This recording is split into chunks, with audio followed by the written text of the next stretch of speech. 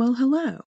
I'm Eliza Jones, and for as long as I can remember, people have said that my wildly detailed dreams should be turned into short stories. After writing them down, I like to interpret my dreams, and some of the results are weirdly accurate, while others are outrageous or funny. With tongue in cheek, I'll share these dreams and interpretations with you, along with superstitions, astrology, and other paranormal things. Welcome to Wouldn't Dream of It.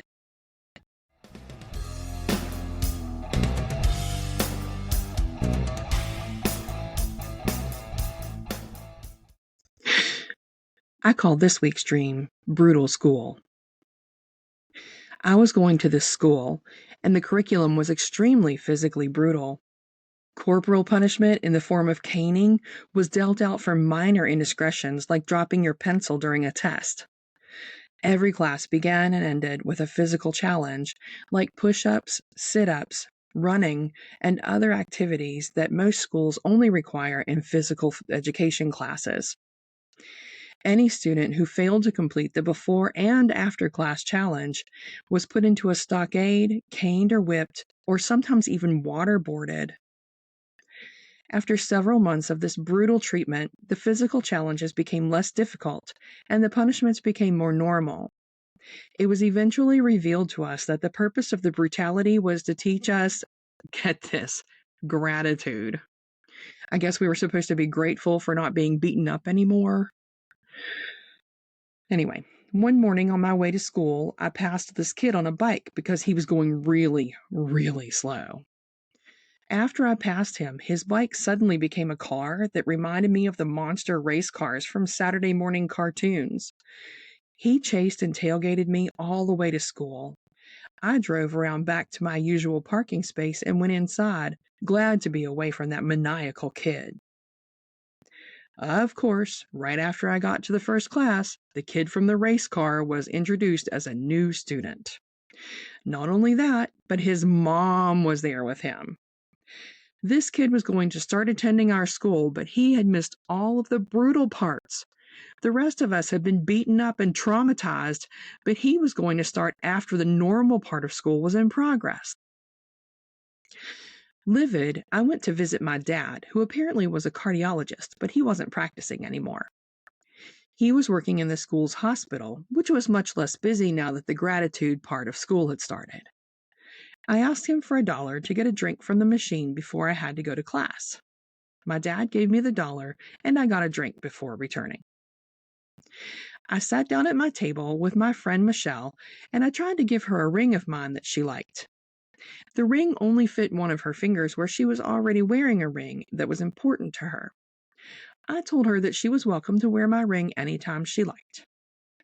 We talked a bit about the new student and how he shouldn't be allowed to attend our school after the brutal parts were over, especially with his mom helping him. I woke up at this point and realized that my fingers were swollen, which happens occasionally with fibromyalgia. I had to take off one of my rings before I could go back to sleep. If you have ever woken up to find that something that you were dreaming was caused by something happening in the real world around you, please share your experience with me. My email address is in the show notes and in the outro message as well. Thankfully, the rest of my dream was just the random thoughts of my mind trying to make sense of the crazy world around it. The unfamiliar school may predict an unexpected surprise that will change the options that I'm facing. Aren't all surprises unexpected? I'm not a fan of surprises, but if it makes a positive change, I'm all for it. Being beaten, at all apparently, not just at school, means that your home life is contradictory to your temperament. I wonder which temperament. I can be rather mercurial, and sometimes I think parts of my temperament are at odds with one another. Maybe the quicksilver quality is what is at odds with my home life. I haven't seen any evidence of a problem in this area, but I'll be on the lookout for it, and I'll share it with you, my dear listeners, if I see any signs. I'll also try to be a little less prone to erratic changes in mood and try to stay in my moderate zone. Several people being whipped in a dream indicates that I will be disappointed if I think that my issues will resolve themselves. My issues have never self-resolved before, so I would never expect them to resolve themselves now. Fortunately, I can't think of any issues that I'm facing at this time. I suppose that's another thing I'll be reporting to you if I see it. In direct contradiction to the whippings in my dream, being punished in a dream may foretell an unexpected decrease in financial difficulties. I won't hold my breath on this one. I mean, I do live in the real world. Seeing that monster race car in my rearview mirror is supposed to mean that I should go full speed ahead. I'm glad to hear that my dream supports the fact that I go full speed ahead in everything, except maybe my crochet projects, which I've been horribly neglecting since becoming a podcaster. Maybe now that I've switched to every other week shows, I will have some time to crochet. If so, I'll share pictures on social media. Be sure to check the show notes for links to the social media sites. This week's lucky numbers, brought to you by Dream Punishment, are 3, 5, 19, 42, 44, 49. Again, that's 3, 5, 19, 42, 44, 49. Is it me, or does it seem like 3 shows up a lot in our lucky numbers? If you've noticed that, let me know.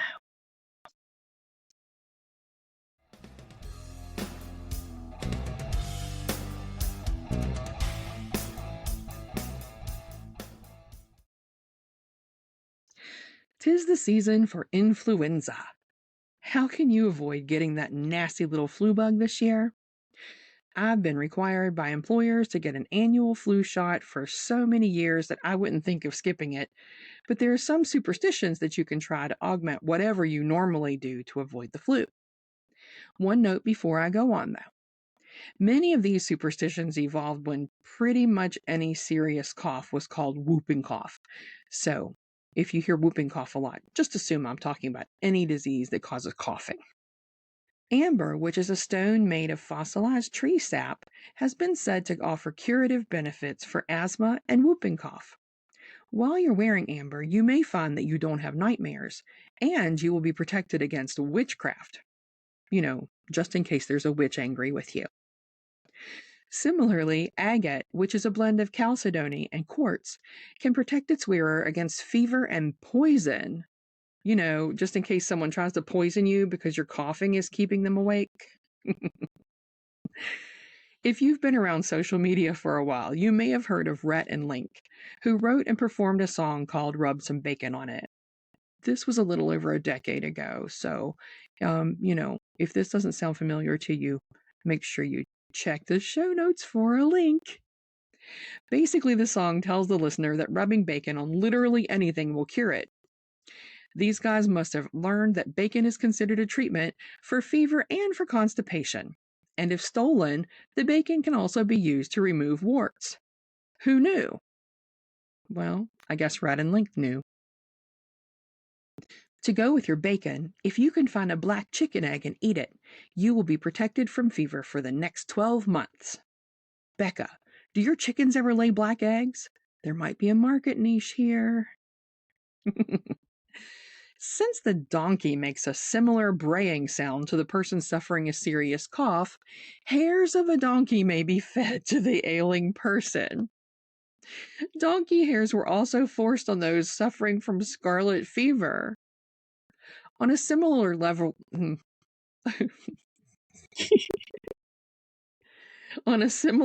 of how do I swallow this, are the chips of an ash tree, which when cut at a certain time are used to treat whooping cough. Whew. Boy, people used to swallow some nasty shit. And forgive me, please, if you are currently using donkey hairs or ash tree chips to treat whooping cough or scarlet fever.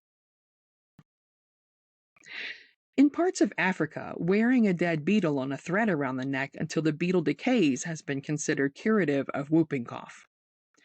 The English have a similar remedy that involves wearing a live caterpillar in a bag until the caterpillar dies.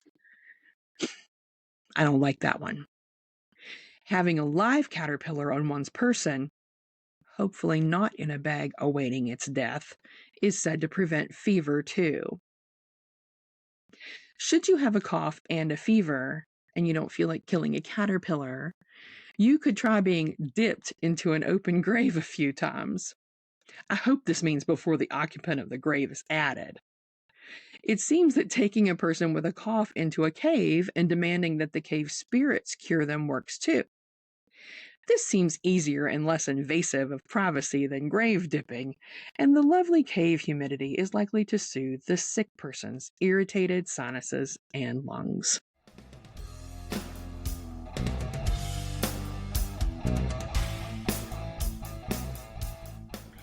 It's time once again to talk about astrology. On November 22nd, 2023, the sun will enter the sign of the Archer, Sagittarius. Sagittarius is a mutable, masculine fire sign that is ruled by Jupiter.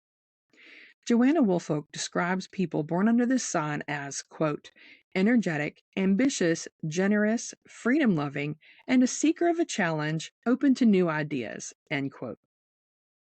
If a Sagittarius were to visit a career counselor, Hazel Dixon-Cooper would say that their dream job would be, quote, senator in charge of filibusters, end quote.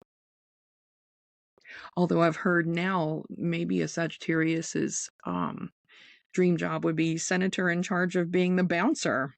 I don't know. If you haven't heard about the the challenge to a fist fight in Senate, check out the news from earlier this week. Fall in love with a Sagittarius man if you like to be in a relationship that allows you lots of freedom to hang out with friends and act single.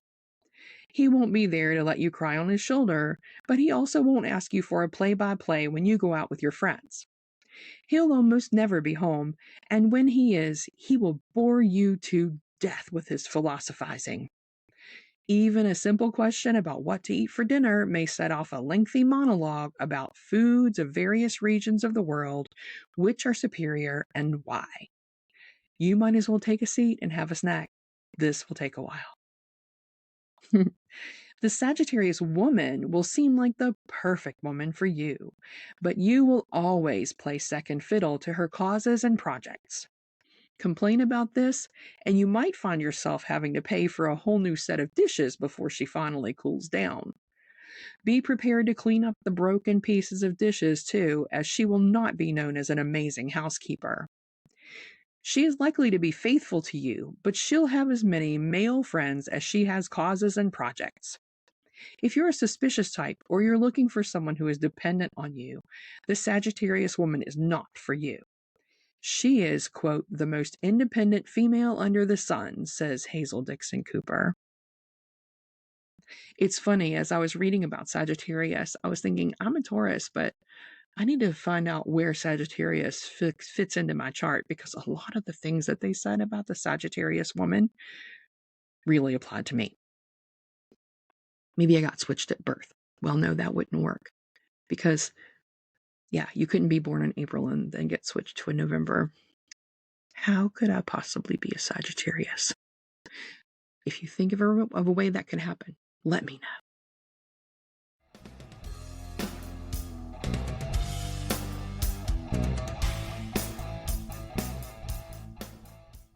In Upworthy news this week, I learned something that made me feel like a bit of a dork.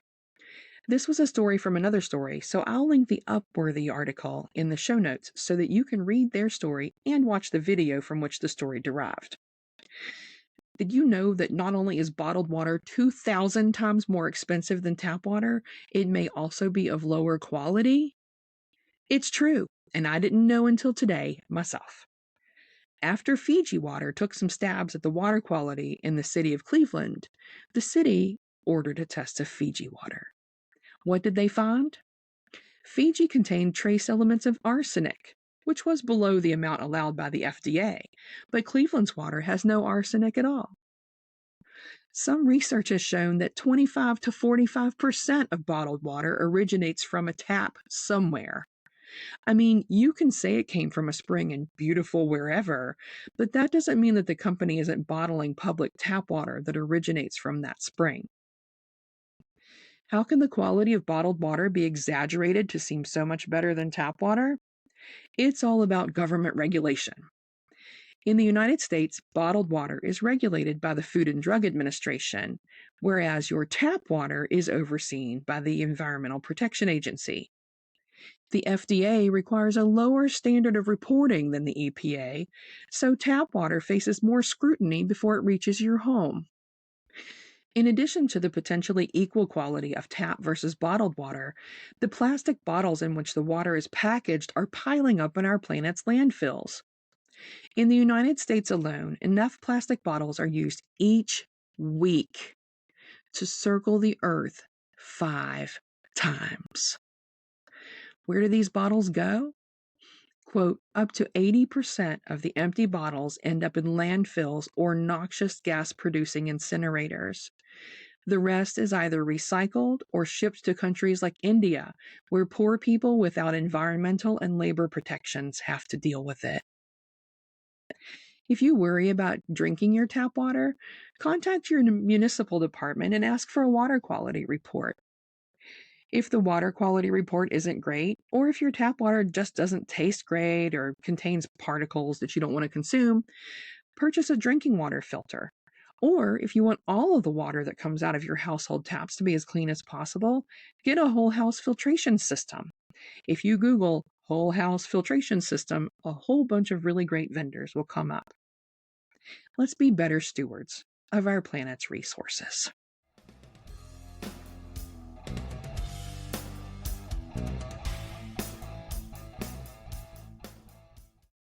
Creating this show for you is a dream come true for me, so your support means more than you know.